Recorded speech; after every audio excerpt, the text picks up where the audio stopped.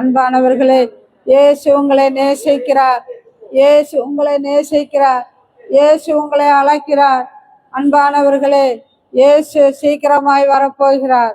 உங்களுக்கு ஒரு நற்செய்தி, இயேசு சீக்கிரமாய் வரப்போகிறார்.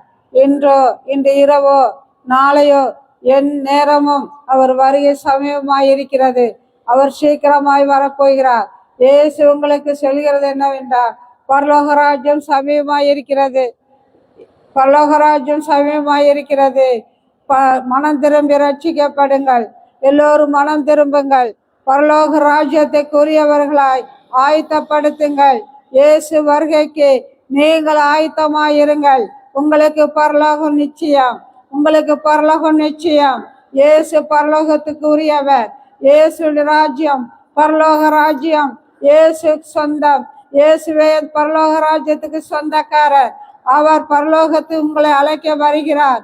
ராஜாதி ராஜாவாக வருகிறார். ராஜாதி ராஜா உங்களை அழைக்கிறார். இயேசு உங்களை அழைக்கிறார். இயேசு உங்கள் மேல் வைத்த அன்பின் நிமித்தமாக உங்களை நேசிக்கிறதுக்காக இயேசு உங்களை பரலோகத்துக்கு அழைத்து செல்ல அவர் இந்த பூமிக்கு வருகிறார். ராஜாதி ராஜாவாக வருகிறார். இயேசு உங்களை நேசிக்கிறார், உங்களை அழைக்கிறார். அன்பானவர்களே, நாம் எல்லோரும் பாவம் செய்து தேவ மகிமை இழந்திருக்கிறோம். பாவத்துக்கு தண்டனை மரணம். அந்த மரண தண்டனையோ நீங்களோ நானோ ஏற்றுக்கொள்ளாதபடி இயேசு நம்மில் வைத்த அன்பின் நிமித்தமாக நமக்கு பதிலாக இயேசு அந்த சிலுவையிலே அந்த மரண தண்டனையை ஏற்றுக்கொண்டார். உங்களுக்காகவும் எனக்காகவும் அந்த மரண தண்டனையிலிருந்து நம்மளை விடுவிக்க அவர் அந்த பூமிக்கு மனிதனாக வந்து அந்த சிலுவையிலே, அந்த கல்வாரி சிலுவையிலே மரண தண்டனையை ஏற்றுக்கொண்டார். அன்பானவர்களே, பாவ மன்னிப்பு இல்லாமல் நாம் பரலோகம் செல்ல முடியாது. ரத்தம் சிந்தது இல்லாமல் நமக்கு பாவ மன்னிப்பு இல்லை. ரத்தம் சிந்த வேண்டும். அந்த ரத்தம் பரிசுத்த ரத்தமாக இருக்க வேண்டும். நீங்க நினைக்கலாம், ஆடு மாடுகள் ரத்தத்தை சிந்தி நம்முடைய பாவங்களை நிவர்த்தி செய்து கொள்ளலாம் என்று. அன்பானவர்களே, விலங்குகளின் ரத்தம் பாவங்களை மூடும், பாவங்களை மன்னிக்காது. பரிசுத்தமுள்ள ரத்தம், ஜீவனுள்ள ரத்தம், இயேசு கிறிஸ்து ரத்தம் மட்டுமே சகல பாவங்களையும் கழுவி சுத்திகரிக்கும். நம் பாவங்களை மன்னிக்க இயேசு கிறிஸ்து ஒருவருக்கு அந்த அதிகாரம் உண்டு. அவர் ஒருவரே பாவங்களை மன்னிக்க அதிகாரம் உள்ளவர். இயேசு கிறிஸ்து ஒருவரே நம் பாவங்களை மன்னிக்க வல்லம் உள்ளவர். நம் பாவங்களை மன்னிக்கிறவர். அவருடைய ரத்தம் நமக்காக கல்வாரில் இயேசு கிறிஸ்து சிந்திய அந்த ரத்தம் நம் பாவங்களை கழுவி நம்மளை சுத்திகரிக்கும். பாவத்திலிருந்து விடுதலை பெற்று நீங்கள் பரலோக ராஜ்யத்துக்கு சொந்தமாய் வர வேண்டும் என்றால் இயேசு கிறிஸ்துவை உங்கள் இருதயங்களை இரட்சகராய் ஏற்றுக்கொள்ளுங்கள். வேறு ஒன்றும் அவர் உங்களிடத்தில் கேட்கவில்லை. பணமோ காசோ கேட்கவில்லை. இயேசு உங்களுக்காக மரித்தார் என்று உங்கள் இருதயத்தை நீங்கள் விசுவாசிக்கும் பொழுது நீங்கள் ரட்சிக்கப்படுவீர்கள். நீங்கள் பரலோகத்துக்கு சொந்தக்காரர்களாகி விடுவீர்கள். இயேசுடைய உங்களுடைய நாமம் பரலோகத்தில் எழுதப்பட்டிருக்கும். அன்பானவர்களே, அவர் நியாதிபதியாக அந்த பூமிக்கு வரப்போகிறார். சர்வலோக நியாதிபதியாக இயேசு இந்த பூமிக்கு வரப்போகிறார். அவர் நியாயம் தீர்க்கிறவர். அவர் நீதி உள்ள நியாதிபதி. இப்பொழுது நம்மேல் வைத்த அன்பின் நிமித்தமாக, நம்மேல் வைத்த இரக்கத்தின் நிமித்தமாக நம் பாவங்களை மன்னிப்பார். ஆனால் நியாதிபதியா வரும் பொழுது அவர் நீதி உள்ளவராக செயல்படுவார். இப்ப யாரு நீங்கள் இயேசுவை பத்தி எங்களுக்கு தெரியாது என்று சொல்ல முடியாது. அப்ப அவரும் எனக்கு தெரியாது என்று கையை விரித்து விடுவார். அன்பானவர்களே, இயேசு நல்லவர். அவர் அன்பான தெய்வம். உங்களுக்காக எனக்காக ஜீவனை கொடுத்தவர். நம் தாய் தகப்பன் நமக்காக ஜீவனை கொடுக்க மாட்டார்கள். நம் பிள்ளைகளுக்காக நம் உயிரை கொடுக்க மாட்டோம். நம் நண்பர்கள் நமக்காக ஜீவனை கொடுக்க மாட்டார்கள். ஆனால் இயேசுவோ அந்த ராஜாதி ராஜா, வானத்தையும் பூமியும் படைத்தவர், வானத்துக்கு பூமிக்கு சொந்தக்காரர். அவர் நமக்காக அவர் இந்த பூமிக்கு தன் ஜீவனை கொடுத்தார் என்றால் அவர் அன்பு எவ்வளவு பெரியது என்பதை சிந்தித்து பாருங்கள். அவர் எவ்வளவாய் நம்மளை நேசிக்கிறார் என்று சிந்தித்து பாருங்கள். அன்பானவர்களே, உங்களுக்காக எனக்காகவும் அவர் ஜீவனை கொடுக்க வேண்டிய அவசியம் இல்லை. ஆனால் அவர் உண்டாக்கினார். அவர் நமக்கு ஜீவனை கொடுத்து நம்மேல் இவ்வளவா அன்பு வைத்தார் என்று அவருடைய அன்பை நமக்கு விளங்க செய்கிறார். அவர் எவ்வளவு அன்பார் என்பதை எவ்வளவு நம்மளை நேசிக்கிறார் என்பதை அவர் தன் ஜீவனை கொடுத்து நமக்கு வெளிப்படுத்துகிறார். அவ்வளவு அன்பான தகப்பன், நமக்காக ஜீவனையே கொடுக்கும் அளவுக்கு அவர் நம்மளை நேசிக்கிறார், நம் மீது அன்பு வைத்திருக்கிறார். நாம் நரகத்துக்கு போக கூடாது என்று அவர் விரும்புகிறார். நம் எல்லோரும் அவரால் உருவாக்கப்பட்டவர்கள். இயேசு உருவாக்கப்பட்ட எல்லாரும் பரலோகம் செல்ல வேண்டும் என்று இயேசு விரும்புகிறார். ஒருவரும் நரகத்துக்கு போகக்கூடாது என்பதுதான் இயேசுடைய விருப்பம். யாரும் நரகத்துக்கு போகாது, எல்லோரும் பரலோக ராஜ்யத்துக்கு வர வேண்டும் என்பதே இயேசு கிறிஸ்துவனுடைய விருப்பமும் வாஞ்சையுமாய் இருக்கிறது. வேறு ஒன்றும் இல்லை. அவர் உங்களுக்காக ஜீவனை கொடுத்தபடியால், உங்களை நேசிக்கிறபடியால் உங்களை அழைக்கிறார். அவர் கரங்களை நீட்டி உங்களை அழைக்கிறார்.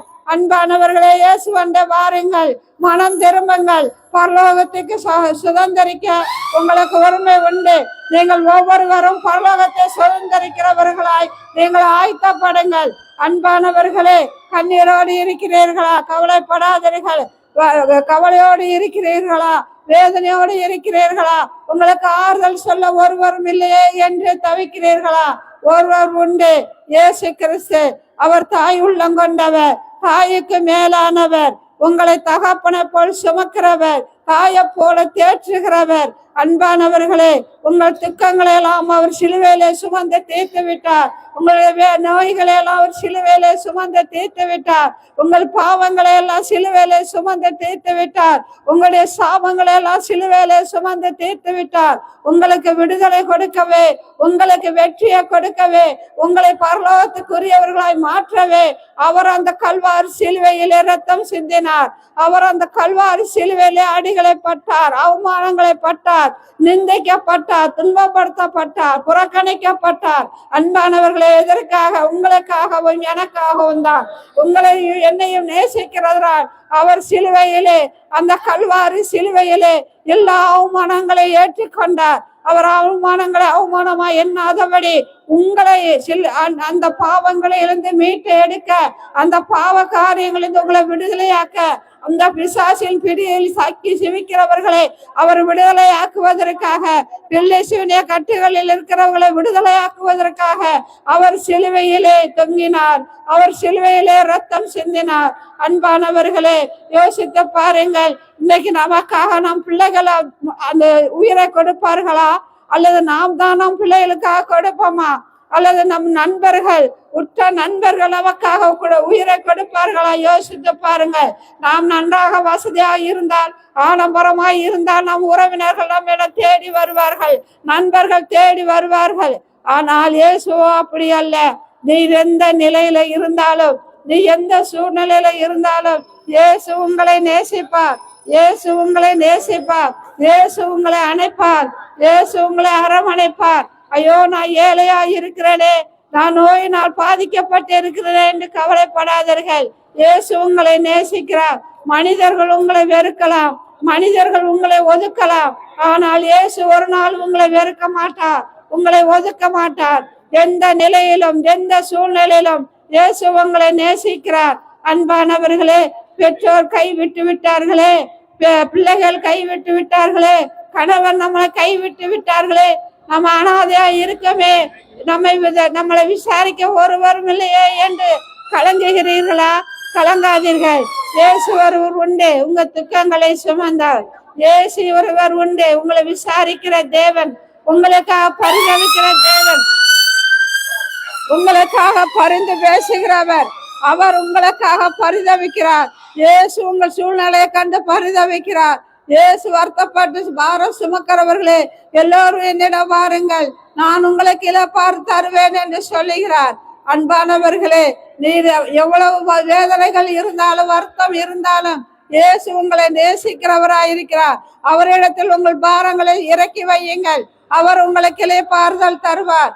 அன்பானவர்களே, இயேசு சொல்லுகிறார், நானே சத்தியமும் ஜீவனும் வழியுமாய் இருக்கிறேன் என்று. இயேசுவே பரலோகத்தை செல்ல ஒரே வழி. இயேசு அல்லாமல் ஒருவரும் பரலோகம் செல்ல முடியாது. நீர் எவ்வளவுதான் பணம் சம்பாதித்தாலும், படித்து பதவிகள் இருந்தாலும், சொத்துக்கள் இருந்தாலும், இயேசு அதுவெல்லாம் உங்களை பரலோகம் அழைத்து செல்லாது. அன்பானவர்களே, இயேசு ஒருவரே உங்களை பரலோகத்துக்கு அழைத்து செல்கிறவர். இயேசு ஒருவரே பரலோகத்துக்கு செல்லும் வழி. அவர் அல்லாமல் ஒருவரும் பரலோகம் செல்ல முடியாது. அன்பானவர்களே, நாளை என்பது நமக்கு நிச்சயமில்லை. இன்றைய ரட்சணைய நாள், இன்றைய ரட்சணைய நாள். இந்த நிமிஷம் நீர் கண்ண மூடினால் எங்கே போவாய்? இன்று நீர் மறித்தால் எங்கே போவாய்? சிந்தித்து பாருங்கள். அன்பானவர்களே, இன்று நீ மறித்தாலும் இயேசுவை ஏற்றுக்கொண்டால் நீர் பரலோகம் செல்லலாம். பரலோகம் உமக்கு நிச்சயம். இந்த நிமிஷம் உனக்கு கடைசி நிமிஷமாக இருக்கலாம். இந்த இரவு கடைசி இரவாக இருக்கலாம். இந்த நாள் கடைசி நாளாக இருக்கலாம். இயேசு எந்த நிமிஷத்திலும் வரலாம். இந்த இரவு வருவா, நாளையும் வருவா. நமக்கு நாளையோ நாளை மறுநாளை பார்த்து கொள்ளலாம் என்று நீங்கள் எண்ணாதீர்கள். இன்றைய கடைசி நாள், இன்றைய ரட்சணை நாள்.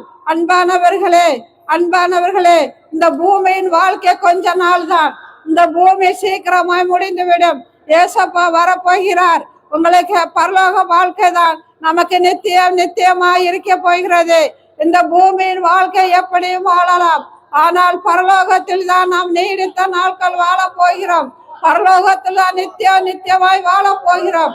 அந்த நித்திய வாழ்க்கைக்கு ஆயத்தப்படுங்கள். அந்த பரலோக வாழ்க்கைக்கு ஆயத்தப்படுங்கள். அந்த பரலோக வாழ்க்கைக்கு உங்களை ஒப்புக்கடுங்கள். அந்த நித்திய வாழ்க்கைக்கு உங்களை ஒப்புக்கடுங்கள். இயேசு உங்களை அழைக்கிறார்.